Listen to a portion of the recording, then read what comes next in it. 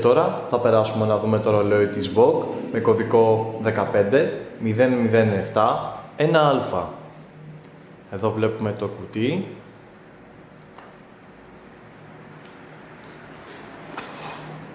Στο οποίο μέσα θα βρούμε το ρολόι, αλλά και την εγγύηση της επίσημης αντιπροσωπείας, η οποία είναι για 2 έτη.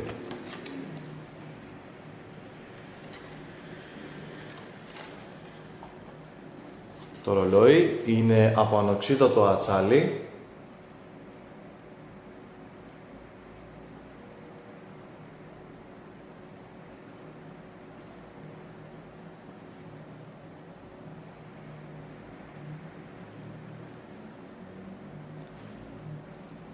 με πράσινο λουρί καουτσούκ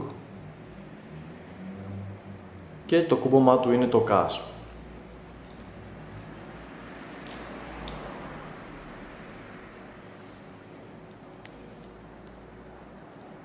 Για την ενεργοποίηση του χρονογράφου πατάμε το πάνω μπουτόν,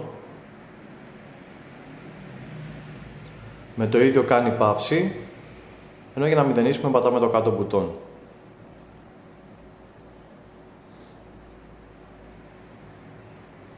Για τη ρύθμιση της ημερομηνίας τραβάμε την κορώνα προς τα έξω.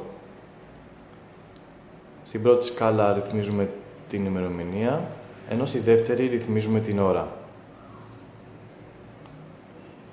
Επισκεφτείτε τη σελίδα μας στο www.epavlaoro.gr για να δείτε το ρολόι, την υπόλοιπη συλλογή της Vogue, όπως και πολλά άλλα brands.